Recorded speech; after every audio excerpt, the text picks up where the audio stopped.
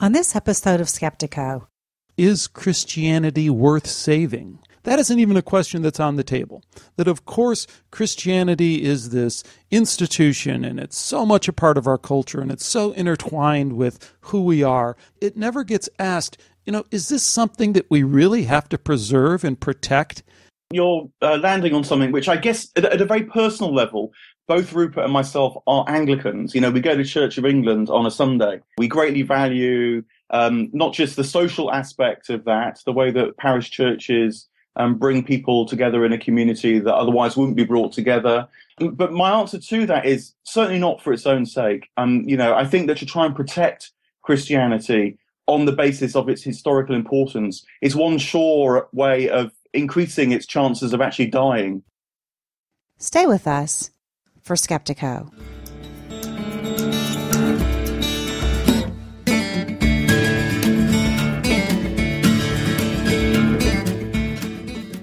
Welcome to Skeptiko, where we explore controversial science with leading researchers, thinkers, and their critics. I'm your host, Alex Tsakiris, and on this episode of Skeptiko, we talk with Mark Vernon, who is a fabulous writer of many books and a broad thinker about a number of topics that we care about here on Skeptiko. He's also the host of the Science Set Free podcast that he does with Rupert Sheldrake, and it is a series of very interesting conversations they have about topics related to his book, Science Set Free, and in particular about religion, spirituality, and the intersection it has with science. So I thought this was a great opportunity to have Mark on the show and talk about these series of dialogues he's had, along with the books that he's written. I'm really glad that we did, because it allowed me to talk about a topic that has been on my mind ever since I published this series of interviews that I did with notable atheists, like Michael Shermer and Lawrence Krauss, that you can find in the back episodes. And in the process of doing that, I want to let you know that I also reached out to, with the help of a couple of Skeptiko Forum members, to well over a dozen atheist podcasts. And I want to run this past you, because I reached out to all these people and I said, look, let me come on your show. We'll debate this stuff. We'll talk about this stuff. No? Okay. Come on, Skeptiko. We'll debate this stuff. We'll talk about this stuff. That is, we'll talk about how atheism fails as a philosophy in light of consciousness science and fails in terms of the scientific tenets that hold it up because of the science of consciousness. And not surprisingly, at least not surprisingly to me, but maybe surprising to you, none of these guys would come on and talk. This is what I found over and over again. Atheists don't debate this stuff because their goal is really just to be left alone and comfort each other in their atheistic journey, which I understand to a certain extent, and I think I understand it more after getting to know these atheists a little bit and talking to them a little bit. And the one thing that I did come away from that is that the feeling they express of being victimized by the shadow of religiosity that still exists strongly in our culture, that feeling they have is kind of warranted in some ways. So I think there are some points to the atheist position, and I understand why they kind of want to be left alone. But I think if you're going to put yourself out there as a critical thinker, then you ought to be able to take some criticism and you ought to be able to debate things in an open and honest way. But all this really stands in contrast to the conversation that you're about to hear with me and Mark Vernon, because in this conversation, I think I took some of the atheist points and offered those up to Mark, who is a Christian and who talks about his Christian faith with Dr. Sheldrake, who is also a Christian. Now, we should note that Mark is one of the most open-minded and progressive Christians I think you'll run across, and I really appreciate where he's coming from. If there is a future for Christianity, which is the question posed by this show, then I really think it's thinkers like Mark who are going to lead Christians to that next vantage point. So these are some of the topics I talked to Mark about.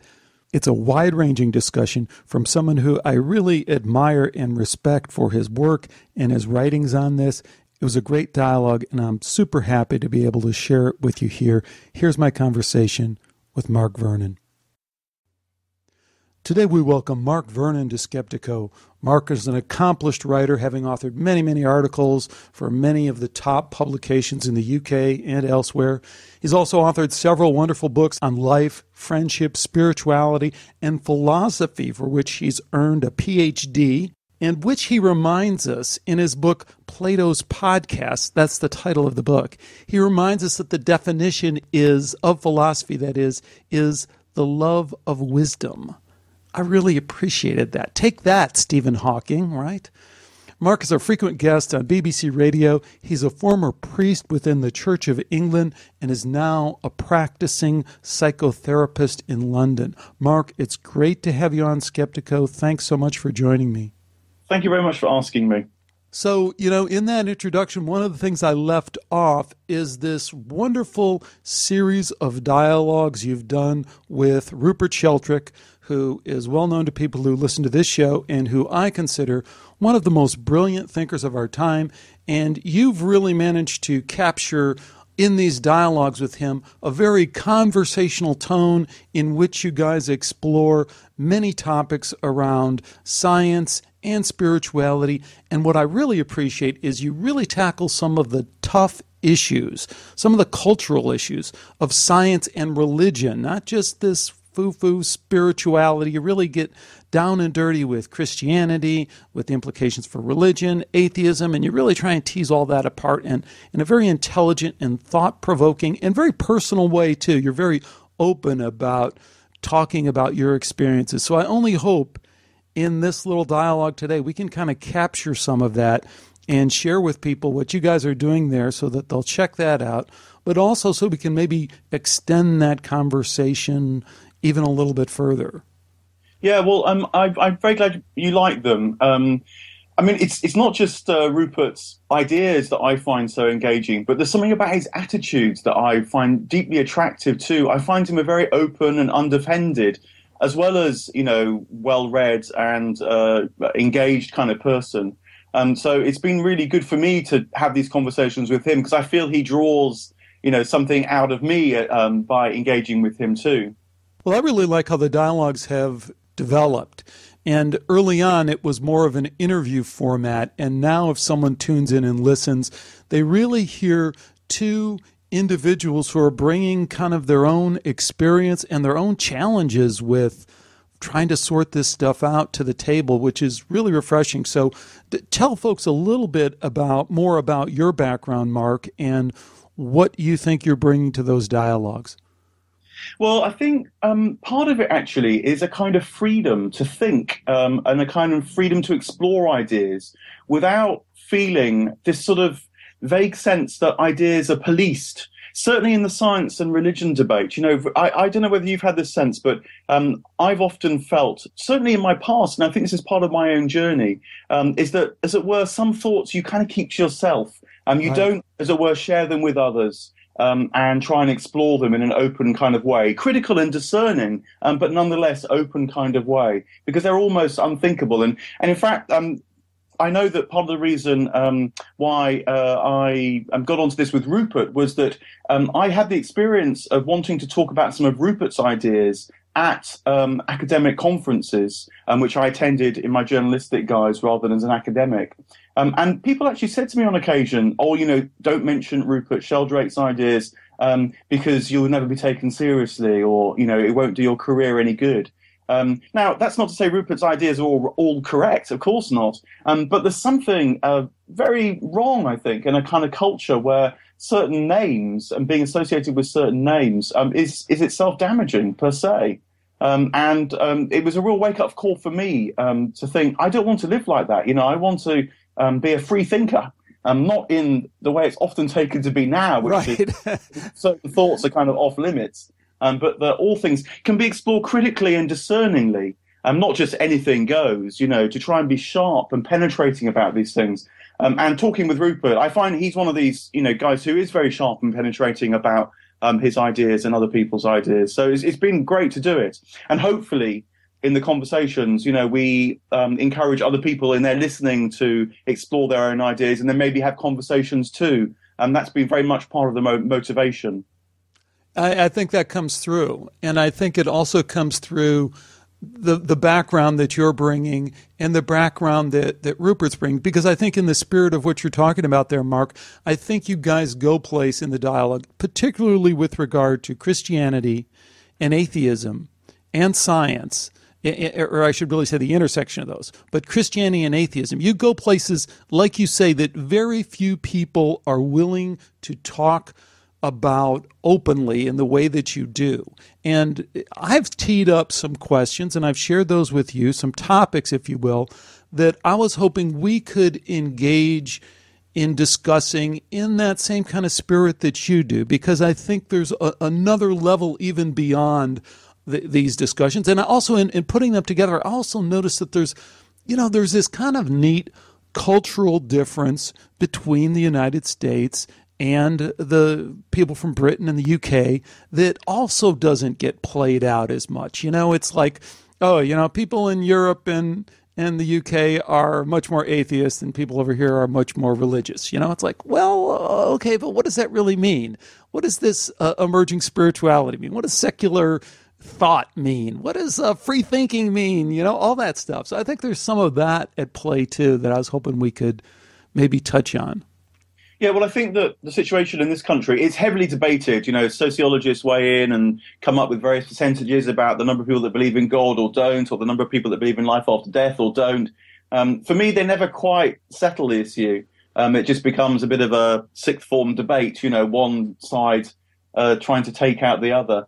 But I think what definitely is the case is that whilst what you might call the spiritual sense hasn't died in the UK, and maybe in general in northwestern Europe, the sense that the material level of reality is not the only level of reality, or in a way not even the most important level of reality. Nonetheless, certainly in Britain, people have stopped going to the Church of England and more broadly to church as a place to explore that. That Christianity has come to be perceived as kind of tight and constraining, limiting or controlling in some way. And that's, I think, a lot to do with the particularities of British culture and British history. Mm-hmm. Well, maybe that leads into the first question that I would throw on the table, and that is Christianity worth saving, worth preserving and protecting? And I think, in the dialogues that I've heard, there's two parts of that you guys kind of tear apart. One is, I have to say, there's this implied assumption that I sometimes hear, but I definitely hear it over here with many of the people I talk to, but I also was kind of surprised to hear it in your dialogue, that isn't even a question that's on the table. That, of course, Christianity is this institution, and it's so much a part of our culture, and it's so intertwined with who we are, that it never gets asked, is this something that we really have to preserve and protect? And I know you're well-versed in Buddhist tradition and in Buddhist practice, too. And I often think of the often repeated story of the carrying the raft to the river, and that's what we do. We carry that raft to the river, but then we're instructed that once we use the raft to get over the river, we can leave the raft behind. We don't have to pull it out of the water and carry it with us. And I guess that popped to mind when I thought of this question, as an institution, do we really need to prop this up and preserve it and protect it and kind of exaggerate, I think, its importance in our culture going forward? Certainly from a historical basis, we can say how important it is, but do we really have to drag it along? You're landing on something which I guess at a very personal level, both Rupert and myself are Anglicans. We go to Church of England on a Sunday and other times as well. We greatly value not just the social aspect of that, the way that parish churches bring people together in a community that otherwise wouldn't be brought together. Partly for the buildings, the beautiful buildings, both parish churches and cathedrals, part of the beautiful music. Choral evensong is one of the great inventions of Anglicanism, and it's definitely a spiritual occasion. So there's all those sort of personal commitments, I guess, that we find value in. So that's part of the reason why we don't, as it were, ask the more basic question, which I think you're asking, is Christianity worth saving? But my answer to that is certainly not for its own sake. I think that to try and protect Christianity on the basis of its historical importance, is one sure way of increasing its chances of actually dying. Because unless religions, can still transmit something that's alive and present now, that's leading to, as Jesus put it, life in all its fullness, then you can't keep them alive, and trying to keep them alive will only hasten their death. But I think that for all the problems of the institutional church, which are obvious and many, and I have no interest in defending them whatsoever, I still feel that there's something worth trying to keep alive through the tradition. For me, it's much more associated with the contemplative tradition in Christianity, which in the West has always struggled against the more institutional church, which has always, in the West, always been more closely allied to politics and the state than, say, in Eastern Christianity. But that contemplative tradition, I think, does hold a kind of wisdom, and although it's pretty thin now, a kind of living practice, which, when you're an individual like me, there's value in trying to tap into that, because it gives you more than you could discover in your own life. If you can connect with the many generations who have tried to pursue this contemplative insight, this contemplative way of engaging with life at depth, then you'll get more from it than you could possibly discover just on your own terms. And the good thing about Christianity is that it's already in the kind of air around us in the West, for all that it feels often rather poisonous air. It is around and about. Whereas I think that for all that I personally have gained from Buddhist practice, and still do, and I regularly go to Buddhist sittings, hear from Buddhist teachers, go on Buddhist retreats, that kind of thing. There's always a slight feel that it's not yet, anyway, part of our indigenous culture. There's something slightly imported about it. It's come from another place. And whilst I know lots of people are working very hard to make it part of Western culture, for me, there's still value in trying to tap into the bit of Christianity that is both indigenous and alive. And I suppose, it's a kind of integration of them. If Christianity has lost touch with its contemplative traditions in large part, I think this is a product of the Reformation, it's largely a historical thing, then Buddhism is saying to Christianity, look, you've got to bring this back to life. This has got to be the heart and the basic kind of practice of Christianity, otherwise Christianity will die. But I'm committed enough to Christianity, and not just committed in a rather abstract, keep it alive way, but I feel the life of it enough to want to contribute to trying to nurture that. Mm-hmm. Yeah, a couple things resonate with me from what you're saying. One is, as a spiritual practice, I'm totally with what you're saying, and in diving into the depths to try and find the spiritual practice in Christianity, the truths that are in Christianity, I think is wonderful. And I think that I resonate with another thing that you said. I think it is the only way to preserve and protect Christianity is to let it die to a certain extent, to really, as much as we can, let it not be about culture. Let it not be about the institution that it's become, that is so indefensible, is so horrible in so many ways. And I just sometimes wish we could be more explicit, be more atheistic in that way. You and Rupert did a nice dialogue on separating atheism from science, which I think was very insightful. I guess I'd say the same thing. Can we separate Christianity from the Christian spiritual practice, because I think they've been meshed together in a really unfortunate way that makes it very hard for people, and for myself in my own, coming of age kind of thing, to really separate the two.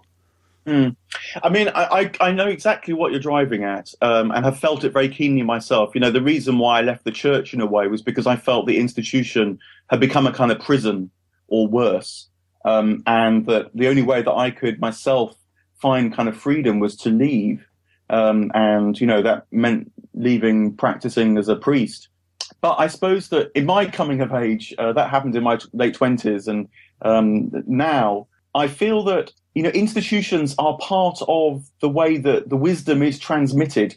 And it's not so easy to untangle these things.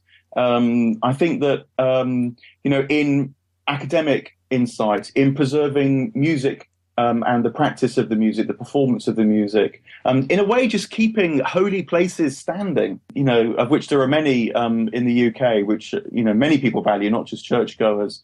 I think that the institution is part and parcel of that, unfortunately, in a way. I suppose you could also argue that more deeply, Christianity has always been a kind of social religion as well. It's always been had a very strong emphasis on community. And even, the great monks and desert fathers who fled the city and the politics of Christianity, nonetheless formed communities. And there's no forming of community without some kind of framing of that community to hold it together beyond the first generation anyway. So it's a bit like, the church, you can't live with it, but you can't quite live without it either, if you're going to be a Christian, I think. I don't know about that. I think let's try and untangle, because there's a dangerous pragmatism to what you're alluding to, in my opinion. If we really try and say, well, we can't really do that. It's not so easy. We got these buildings. Well, you can keep your buildings and you can go pay for them and you can do whatever you want with them and you can keep the music and you can. I'm not going to police what people do with their time, but I think there's a lot of cultural decision making and culture making that goes into that. And let me use that as a kind of segue into the second topic I was going to throw on the table, and that is, what do spiritually transformative experiences, as we've studied them on Skeptiko, because they're all over the place in science. If you just kind of look in the right places, people are talking about, in a scientifically kind of oriented way, spiritually transformative experiences, be they near-death experiences, out-of-body experiences, psychedelic experiences, or any other number of experiences. What do those tell us about religion? What do they tell us about science? And, what are the prospects for resolving that? Because I think that plays into that question that you were just talking about. And I think there's again, a kind of a dangerous pragmatism to say, well, we just have to kind of go along with our traditions because that's the way they kind of work. I think there might be a new way of looking at this that's being pointed to by some of these transformative experiences. What are your thoughts on that, Mark? Yeah, I just one more thought on the dangerous pragmatism, because I get what you're saying. I think that it slips into becomes an end in itself. Preserving the church becomes an end in itself rather than serving something bigger. And I think that's a huge danger. And you see it a lot in the Church of England, because there's huge investment in the established church in the Church of England. And the trouble is, it's got some good benefits in the established church. Everybody has a parish church they can go to and get married in, call on a parish priest when they're in times of need for funerals and so on. There are advantages to it, but there are huge disadvantages to it as well, which, you're very clear about. I wonder whether part of what needs to happen is that the church needs to be more open about how it has brutalized people, how it quite rightly is the object of a lot of anger because of the damage it's done. And if only the church could be a bit more like that. I mean, one of the big debates in the UK at the moment is about gay marriage and gay clergy. There's just absolutely no two ways about it. The church has done terrible damage to gay people by preserving homophobic attitudes and giving sanction to that kind of attitude, which it's not just that it means that people lose their jobs, but inside, it can destroy people, that kind of culture. Right. And the church should be much, much more open about that. And not just open about it. I mean, and this is what I guess I'm saying with the pragmatism. We gotta kind of drive a stake in the ground one way or another and say, no, wait a minute.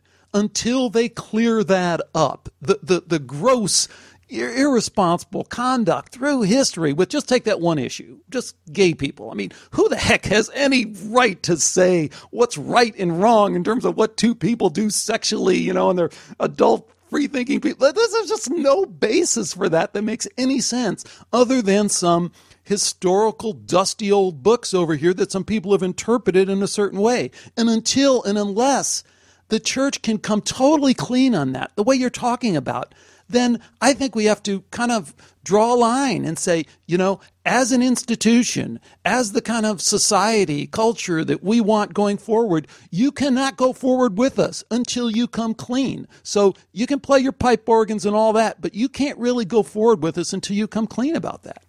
Well, I mean, I'm not so sure about, just in parentheses, I'm not so sure about the liberal line you take there that, what two people do in their bed is just their own business. I don't think that's quite the case myself, because it does have knock-on effects to other people. I don't actually personally buy that attitude. How so? Explain to me what you mean by that. Well, because when people form relationships, there are other people they're connected to, what two people do together is never just their own business, I think, actually. Even if it's just their friends, if they're having an affair, the marriage they've left, whatever it might be, the liberal idea that you can do what you like as long as you don't harm anyone else. Well, I think it's never quite that clear cut myself. Well, in what way? In what way would we? But I don't think that means that some authoritarian church that doesn't try even to listen to the experience of people in this domain. I don't think it really has the right to impose, kind of like flat laws that are just as brutalizing. So I disagree with that as well. I'm with you on that side of the argument. Well, what agency or authority of any kind would have anything to say about that? I mean, what could we possibly legislate there? I mean, we can legislate behavior, but I mean, in general, kind of libertarian kind of values that we share would suggest that these kind of private decisions that consenting adults make on their own, we've kind of made this decision that we stay out of that. Yeah, I think the church shouldn't be in the business of legislation. The state has to be in the business of legislation sometimes, but the church shouldn't be. The church should be a kind of a resource for people to help understand their lives, to discern what they're doing. So there's a kind of reflective practice, so that we don't just, as it were, treat our sex lives as kind of we treat our lives as consumers, where we can just sort of pursue our pleasures as if our own free choices don't really matter to anybody else. It seems to me that kind of attitude, which I think is the way that libertarianism often can feel, even if it's not meant quite like that, that's just as much destructive of life as, brutal laws from on high. Well, maybe not quite as much, but, it doesn't lead to a deepening of life. I think. So I think the church I think actually Christianity should always resist being reduced to a kind of moral set of moral laws or a moral system. I think that's actually a corruption of Christianity. It's not, for me, what Jesus stood for at all. What he stood for is the capacity to deepen your experience of life and to see life in all its fullness. It was a kind of transformation of your sight, not of your behavior. Although clearly, if you see life in a different way, then you're likely to change how you behave in life too.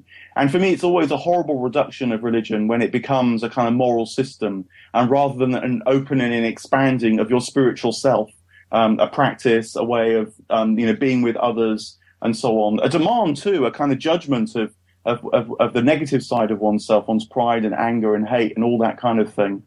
In a funny sort of way, actually, I think that psychotherapy at its best embodies that kind of wisdom tradition better often now than the established church. If you go to a therapist, the therapist won't judge your behavior in a moral sense, but they will ask you to consider what ramifications it has and what responsibility you have and what kind of life you're leading and what kind of person you're becoming by behaving in such a way. Hopefully it'll do it with a kind of compassionate view and that tries to understand how you got to the point you've got to as well. But life in all its fullness is a difficult task. I think it's not actually much help by a sort of a simple libertarianism anyway. Gosh, I don't know. There's so many topics I could kind of pick on there. One, I don't understand how or why we would want to legislate that kind of moral behavior. I think if we want to kind of I understand what you're saying, I think, in that maybe a pure kind of spiritual, the church needs to stay out of that. Maybe enough said there. The church is not the authority there. The authority is the individual who goes on a spiritual path, finds their truth, and then lives that truth. I think that's all we need. I think everything works out in its it has worked out. I mean, the moral arc. I just interviewed atheist Michael Shermer, who is confused about a lot of things because he's an atheist and he denies any kind of consciousness that might exist, let alone spirituality that might exist in the individual. He has this kind of mechanistic, materialistic, reductionistic kind of view of thing, and that puts him in a box that makes it very hard for him to think his way out of. On the other hand, I think he does a good job of pointing out that the positive moral arc that we see in our civilization, like getting rid of slavery, being assertive of people's rights, like we were just talking about gay rights and those kind of things, is a positive moral arc that we can see that isn't tied to religion, right? There wasn't some parchment that was discovered that then threw the weight of everything on saying, we should really abolish slavery. Hey, we know the history of that. The Christians were on both sides of it. So the abolitionist movement was driven by Christians, but the slavery movement was driven by Christians too. So there's no winner in that. Instead, it was kind of this collective consciousness that said, this is not who we want to be as human beings. And I think that's all we need to drive things forward. And I'm a little bit concerned when we kind of allude to, this kind of, that we have some understanding of that is separate from what just might evolve as a culture. And I guess I was picking on your idea that, hey, it's not okay for people to do what they want in the privacy of their own room with two consenting adults. And I'm like, I don't know. I think as a legislator, as a voter, I would say I need to stay out of that. I need to just worry about my own spiritual path, and then collectively we'll all figure that out. And I'm a little bit concerned when we kind of can't see eye to eye on that. Yeah, this is, again, there's a lot, we're talking about a lot of things, aren't we? But maybe just to throw in a couple of points which occurred to me as you were talking there. One is the business about the individual and finding their own spiritual path and so on. Again, I just don't think that is how it really happens. As an individual, you're always already born into a certain kind of time and place. You've always already picked up certain ideas because of the milieu in which you're born. And that's going to shape your experience. I don't think there is any kind of raw experience that's not shaped by how we interpret it and our upbringing and so on. So I think that you're always already part of traditions. So the option is not to sort of opt out of traditions. The question is whether or not you go into traditions critically and in a discerning way and try and grow through those traditions and so on.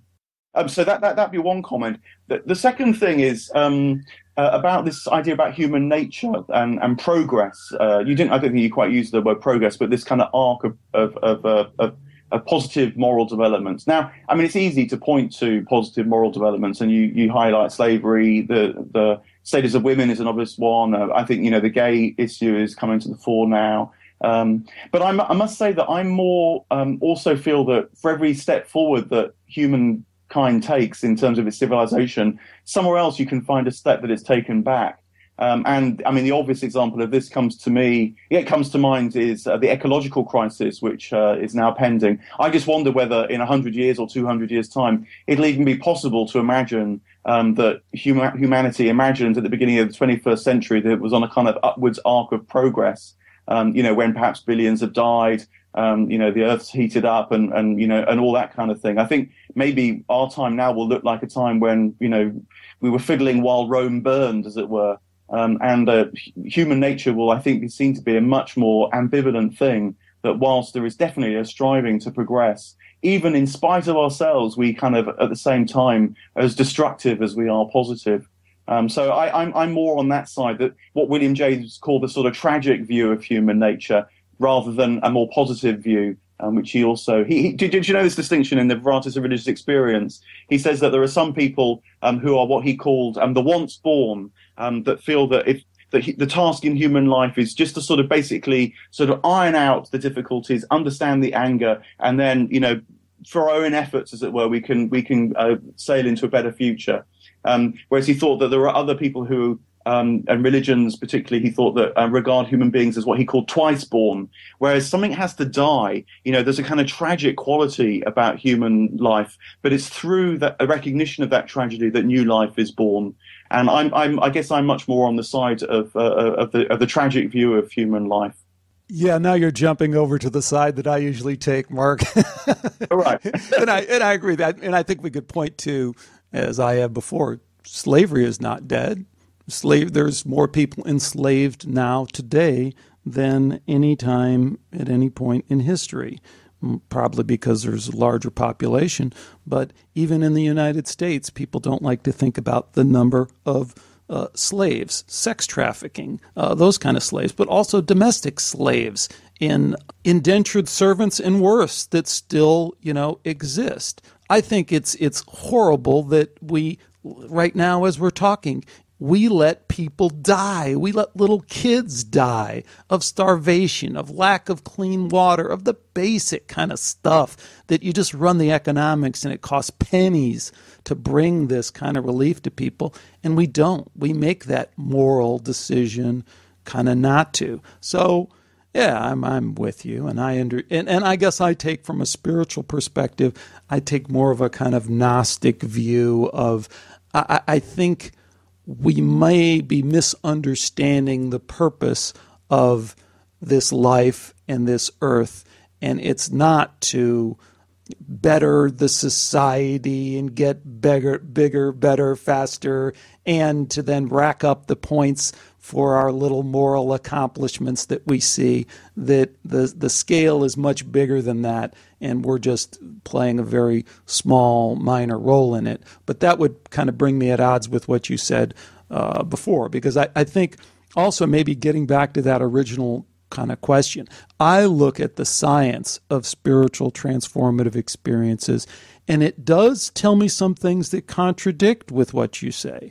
I think there are people that are born into cultures that are kind of at odds with their imprinting, maybe even at odds, if you'll allow it, with their reincarnation. I think there's people who are Buddhists who are born into Christian families, and I think they report that. This is part of if you look into the reincarnation literature, best done at the University of Virginia by Dr. Jim Tucker, people report exactly these kind of accounts. But just if you look at the contemporary kind of enlightenment movement of people that I've looked at a lot and I think is extremely important in looking at this, but people who have experienced, for lack of a better word, this kind of transformative experience of enlightenment, and they'll say that their previous life was kind of out of sync with their spiritual life, and that somehow this transformation brought it back, and maybe they find some, you mentioned Jesus, there's so many different spiritual figures or entities, if you will, that people connect with, but people will connect with their guru or even a deceased spiritual guide, and will say, that was my spiritual guide, and they came from a completely different tradition than the one that I was born into. So I don't know how far we can go down that path without just kind of totally throwing people for a loop, but I take those accounts, if not serious, I do take them seriously. I was going to equivocate, but I do take those seriously, especially in the whole. If not one account, when you hear hundreds and hundreds of those and the patterns start repeating, I think there's something there worth looking at. And I think it points in a different direction than the one that you're stating that, hey, we kind of got to deal with this Christian culture because we're born into the West and that's kind of our tradition. I mean, I think that fits for a lot of once-borns, but I think for us twice-borns, there's a whole different set of choices that we can make. Yeah, I mean, I certainly don't want to get in defending the church or Christianity for its own sake, but I guess I do feel it is a resource out there that, mostly for reasons that the church needs to take responsibility for, people don't even think of it as a place, where they might find succor and help and guidance and discernment that's expansive, that can take these kind of, as if you maybe the kind of raw experience of something more, of a kind of possible transformation or an actual transformation, and develop it, grow into it. I think that the church has lost out in a way on many generations, and perhaps we're of those generations where people just don't think to turn to it anymore. And that's a kind of, there's a sadness there, I guess. I think there's a sadness there. And I think we really need to recognize that wound. And I think you have in a very thoughtful way. I mean, I think you're open about your life experience of moving away from the church and then trying to find a way to take back what is worth preserving for yourself personally. I think that's awesome. I totally salute that. Yeah. I suppose what I want, perhaps this is a slightly different tack, about the whole business of spiritual experience. And because I think the one thing that's quite common in different spiritual traditions, it's certainly in Christianity, if you read figures like Meister Eckhart or the Spanish mystics, and I'm sure you find it. I've heard Buddhist teachers say to me something similar, which is that the peak experience, if you like, the transformative experience, is as imprisoning as feeling depressed or feeling anxious or feeling fear. It traps you in trying to strive for another sort of elated sense as much as trying to run away from a horrible experience can. The Buddhist line is to not be attached even to the ups as well as not being attached to the downs. In Christian mysticism, people put it in terms of how the thing about experience is that it's always human experience. And if you're on the Christian spiritual path, what you seek actually is some kind of a letting go of yourself into the divine. And so that's a constant letting go on, even of your own good experiences as well, to constantly move into this experience, which ultimately is not, in a way, to use the word experience, is inadequate, because we're talking about the divine here. So I think there is quite a danger in a way in modern spirituality, which identifies with kind of peak experience, with the up, that's actually perhaps just as entrapping as anything else, because it leads to a kind of a sort of spiritual addiction almost, where you're constantly looking for the next sort of spiritual high or good feeling or merger. And I think that's, in a way, is as infantilizing as many other dangers on the spiritual path. I know where you're going with that. I think it can be. I think that all that stuff, language kind of falls apart. And I think we can turn everything you're saying around, and it's equally true. So one can be completely open and embracing to all that experience and then transcend it as well, right? So one way to transcend it is the kind of traditional Buddhist line of kind of denial, the ecstasy of your enlightenment, deny, look past it. The other is to embrace all of it, embrace all of the good, the bad, embrace everything. But now we're getting into kind of deep spiritual kind of stuff that is really outside of my depth, because I'm not that spiritually advanced. I'm just that little earthworm kind of sticking his head above the ground every now and then. I'll tell you what, before we run out of time, I want to throw another topic on the table. You and Rupert did an interesting dialogue on what Christianity gets right. And I wanted to turn the tables a little bit and say, what do atheists get right? What are they telling us that's right, that kind of can inform this discussion that we're having in terms of how to move forward with spirituality and science and culture? Yeah, of course, the thing is that there are atheists and atheists. But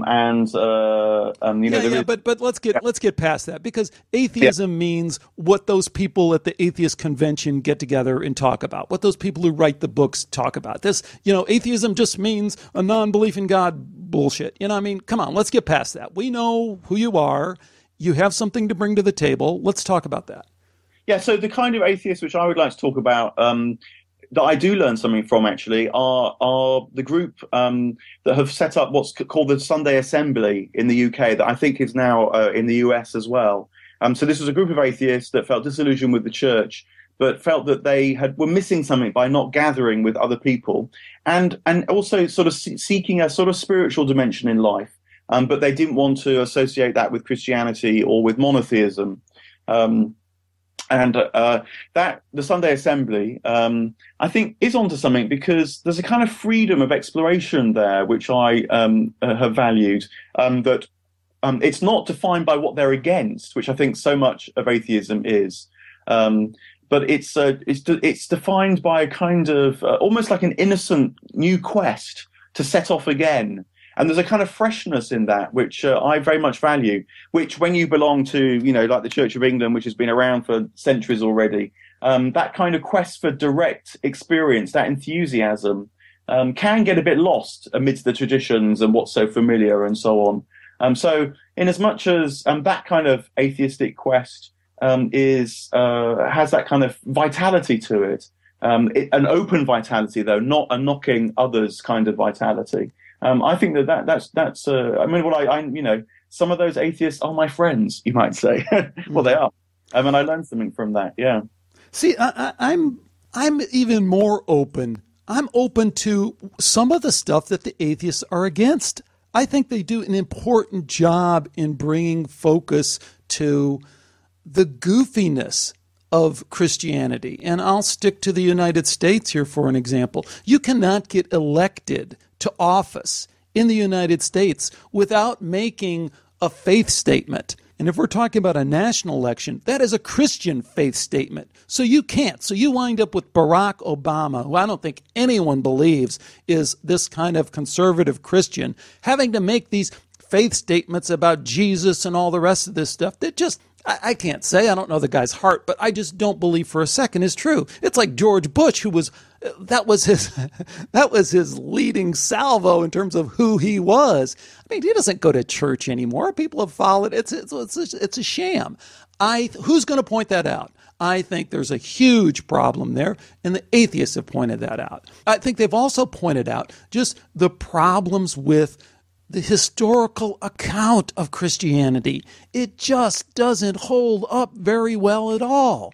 Christian apologetics is a complete failure when you talk to the really smart people that have pulled it apart. And I sent you a couple links that we won't get into, but Joseph Atwell, I think, has done an outstanding job of just kind of pointing out the obvious and glaring problems. I think Acharya S. D.M. Murdoch is another person I've had on. Some people have challenged some of the bits and pieces of her work, but the whole of it, the main pieces, remain intact. There's some huge problems with early Christian history in terms of the way that apologists spin that into our modern day Christianity. Who's going to stand up and bring that kind of history to the fore? Again, I think that the atheists are the only people who are really doing that. And I think it's also, we talked about a little bit about religious freedom. And I think with that goes with the ability or the freedom to be a non-believer. And again, in the United States, that's a very difficult process for a lot of people to go through. It's a hugely challenging process for them to break away from that tradition and come out and say, I'm leaving that behind.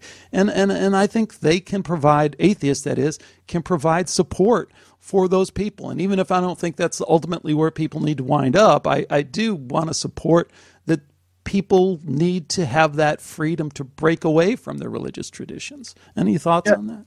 Yeah, no, I can see that. And I think this is partly a kind of cultural issue, isn't it? That, you touched at the beginning about how American Christianity is in some ways quite different from British Christianity. And so, we don't have a problem about, a prime minister has to say they're a Christian. But we do have a problem, I guess, with the established church. And certainly some atheist groups have championed disestablishment. And personally, I think if the church disestablished in some way or other, the church would be doing itself a favor. It would be free of the past and be able to step into a different kind of future. It's not a straightforward question, but I think that there's something in that. So I see what you mean about those particular issues. But I guess the broader issue for me is, where is this criticism coming from? And I think there is a real problem in certain atheist groups when they do, in a way, define themselves by what they're against. And if you do that all the way down, then you become like the thing that you so loathe. So true. You become like your enemy, And so a kind of an atheistic humanism that is based on something positive about human nature, that's trying to project that alongside, the critique, I think is much more attractive for me. I agree. And of course, that's the big problem with atheism is they cannot, in their creed, acknowledge any real human qualities to preserve, promote, to love, they just can't. Because we're biological robots in a meaningless universe, by definition, a priori assumption, and it poisons intellectually, it poisons all their arguments. Well, I tell you what, Mark, we're running out of time. In the little bit of time we have left, tell folks a little bit more about some of your work, some of your writings, and particularly what you're working on now, what people can expect to see from you in the near future. Yeah, well, thanks for the opportunity. So alongside the psychotherapy, which in a way is very important to me because it's like engaging with people at the cutting edge of life, you might say. And so there's a kind of vitality in that I think is, very enriching, as well as very difficult and often quite a struggle. But I'll continue doing the writing and the teaching, which I do at a couple of projects here in London, one called the School of Life, another one called the Idler Academy. Carrying on talking with Rupert and other people, trying to, in a way, I think, develop the sort of vocabulary, the imaginative landscape, you might say, that hopefully is useful not just for us, but also for other people as they try to explore these things, and with this kind of sense of discernment as well as expansion of experience and life. So, I've done this kind of mix of writing and reading and but also the therapeutic work and the more personal work for quite a long time. And I find it a very rich kind of mix of things, actually. It keeps things alive for me. Well, it really is wonderful work, and I do hope people check out the podcast that you're doing and all your other stuff that they can find through your website, nicely named markvernon.com, easy to find. It's been great getting to know you, Mark. I hope that in one way or another we find a way to continue this dialogue because I've really enjoyed it. Thanks so much for joining me on Skeptiko. Yeah, well, thank you very much, and I very much appreciate what Skeptiko does too, so please also keep up the good work. Thanks again to Mark Vernon for joining me today on Skeptiko. I'd offer one question to tee up from this interview. It's the question in the title of the show: is Christianity worth saving? The real question I think I'm asking is, how do we move forward in light of this cultural tradition that we have? I think we need to be super hard on Christianity and demand that it delivers the goods scientifically, historically, sociologically, in terms of really dealing with what it's meant to us. I think we should really hold it to the test. And when we do that with people who are really open and honest and bright like Mark Vernon, there is a path forward. But I would suggest that the Christians who are not willing to fully deal with all that their tradition has meant and all the ways that their tradition is provably, demonstrably out of sync with science, with history, well, I think those people are just going to be left in the dust. So let me know what you think. Of course, the place to do it is through the Skeptiko website at skeptiko.com. You can leave a comment there, jump over to the Skeptiko forum and enter the conversation there, or connect with me on Facebook, Twitter, or send me an email. I have a number of interesting shows coming up, including an interesting interview on near-death experience science and where that may be heading. I have an interview with a very interesting filmmaker who has a new film coming out that I think you'll really enjoy on science and spirituality, and a couple other good ones in the hopper as well. So that's going to do it for this episode of Skeptiko. I hope you enjoyed it, and if you did enjoy it, I hope you tell your friends about it, blog about it, and otherwise spread the word about Skeptiko. Until next time, take care, and bye for now.